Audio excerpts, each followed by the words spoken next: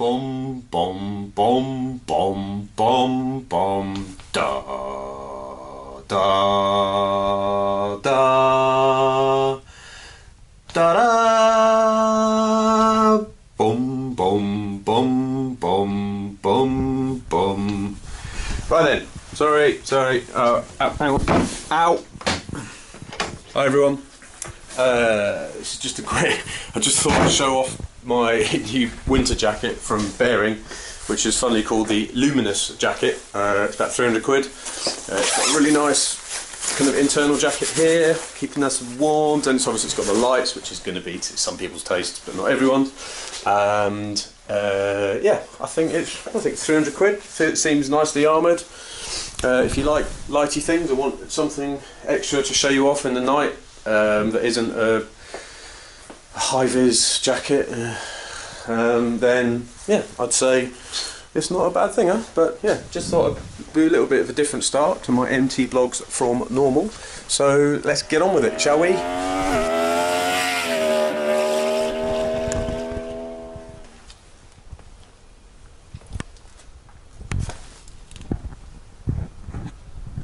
Hello, how you doing, guys? This is just a pretty quick one this time around, just because I managed to get the new SP Engineering canned MT-10, which is the new Diabolus there, in case you've not seen it. I managed to get it on the JHS dyno, just to see how that did in comparison to their other can. And obviously in comparison to standard, so we'll head over there right now.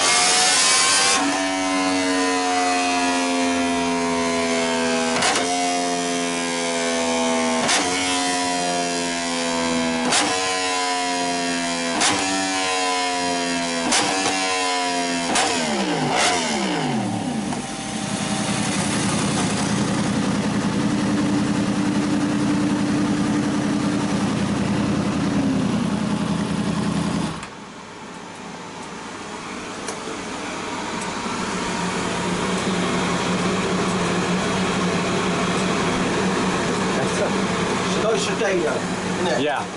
Yeah. Nicer day today. Yeah. So if we go, that's how we were before. Yeah. I'm going to have to remove the air fuel ratio for a moment because we didn't measure it previously. So there's a little bit of horsepower. Yeah. Only a little bit. Yeah, but we have got slightly different. Let's have a look at our conditions.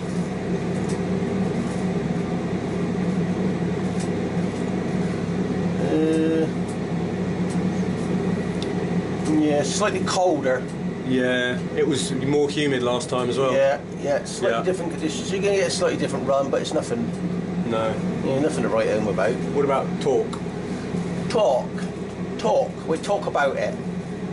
Torque is up to £75 from £73, but we work in noddy meters. Yeah. From the noddy roundabout.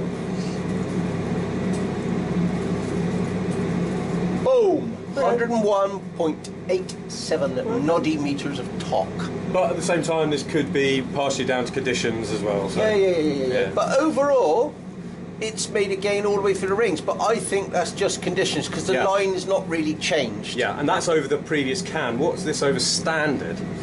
Right. So we're going to go back to there. We're going to take that one off there, and we're going to go back to our standard one. Oh, lordy. That's a reasonable difference, isn't it? It's massive. It's massive. I would say with fueling changes, you get this to 150. You reckon 150 on it? Yeah. Nice. Yeah. Because if we go back and we look at, take that off, let's have a look at today's, which was that one there. Okay, and I'm going to convert this, I'm going to show it over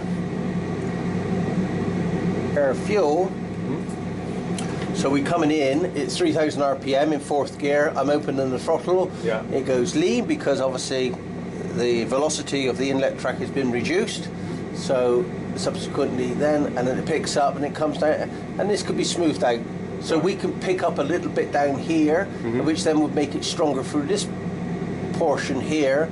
And where this drops down here, we can pick it back up there. We just try and smooth this line out as much as we can by getting that air fuel. Yeah. I mean, what's the air fuel like, considering we've just stuck a can on, we've not made any differences, because a lot of people have said, oh, it's going to completely ruin it, completely wreck it. Well, let's take it, okay? Let's take it mid-range, right? 5,000 RPM is at 14 to 1 air fuel ratio, okay? Which is not out of the way, you know, bear in mind that's on a snap pull. Okay, so we're 4th gear, we're snap, bang, let's see what they do. Then it comes down to 8,000 RPM, 12.6. It's not out of the way. Let's go to 11,000 RPM, 13.05. Yeah, so what you're saying is that's completely safe. It's completely safe. It's where standard production bikes are with a can. If you put an air filter in it as well, it may change. Right. It may well change. Okay. It may not change because the air filter may not be passing any more air, or actually, I have known the cheaper ones to pass less air. Yeah, that's true. So we have had that. But without a doubt, as we've seen in the past, we could take a standard production bike, completely standard, and modify the fuel in and get a power gain. Yeah. Now, obviously, we do have a power commander that we'll put on it at some point soon. Yeah. That will only do so much. But if you would just like to present to the good people what's going on in next. No. Go on. No. Go on. No. Get it out. Look at that. It's only a one-off. Yeah. But it's nice though, and you know we've done a couple of great SP engineering ones, and now we'll try a different manufacturer. And you bring these in, don't you? Yeah. Yeah, exactly. And we've had them before, and they sound lovely. Brilliant. All right, mate. Thank you very much. Okay, Benj. Cheers. Well, as we can see, over the other can there are gains, but it was quite a difference in the day. It was a bit colder this time around. The humidity was 10% humidity difference. So the chances are on the same day it would have been quite a similar power gain to the last can and Y piece. But it's still a significant gain over standard. And as James says, he thinks now we might be able to squeeze 150 horsepower out of it when we play with the fueling. The power commander is here, I've got it. I'm going to fit that next week. And you know, you can only do so much with a power commander with the fueling. So obviously the most gains we can get are if we go and start mucking about in the ECU. Now, that's fine. A load of people have said, go in the ECU, go in the ECU. Yeah, I'm with you, and I like the idea, and I really want to. First things first, this isn't my bike. This is Yamaha's bike. Manufacturers don't really like people like me mucking about with the ECU side of things, and there are various reasons for this, which I'll get to partly, which I'll get to in a minute. I'm game, so I've asked, so as long as they're game, then once we've had the power commander on and done some bits of fueling, seeing what gains we can make with that, then we will, you know, if as long as they say we can do it, then yeah, I'm more than happy to do it. So we'll definitely look down that route. I do have one or two reservations though. You know, the ECU thing, it's just really starting to grow, and it's becoming very popular, and you can do all sorts through it, and that's fine. What you don't really tend to hear about much, but I have discussed with quite a few people who do this kind of work, is the problems that can happen. Now, I would just suggest, if you're going to get it done, go for someone who really knows what they're doing. Because the issue is say you want the fueling done and you want to be able to adjust more than you can adjust with a power commander, that you can do through the ECU.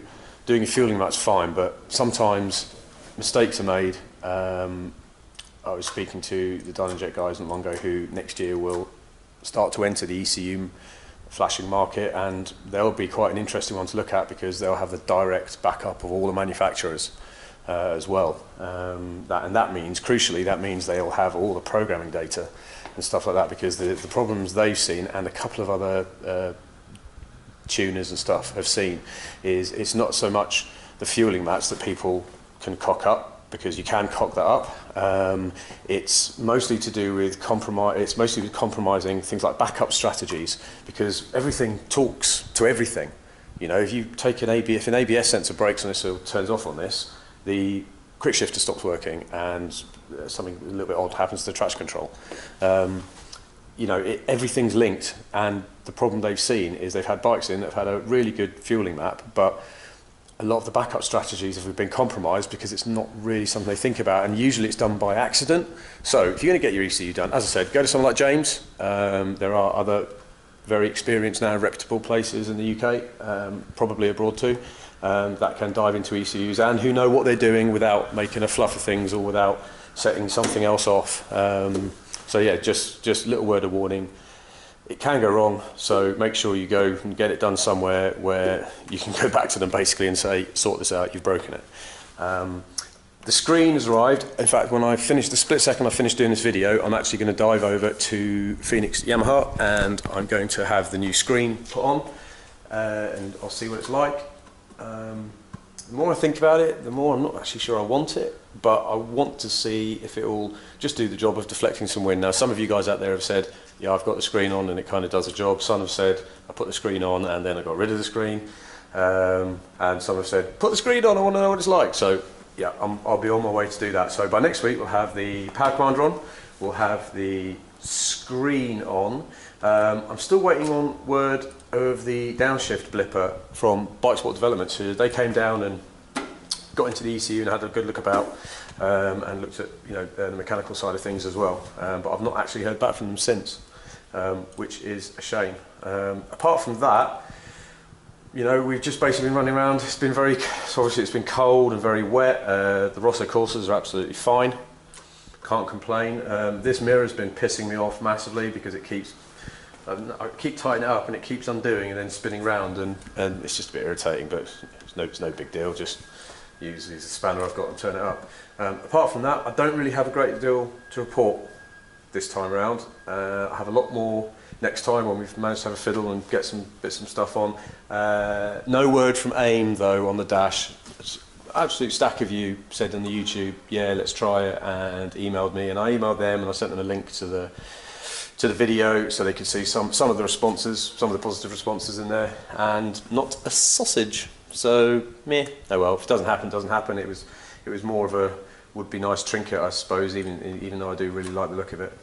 So next time, I'm hoping that next time I will be able to give you a lot more, but I didn't want to leave it too many more weeks before giving you some kind of update. All right. So yeah. Anyway, keep emailing in, keep replying. Loving some of your replies. You guys are funny.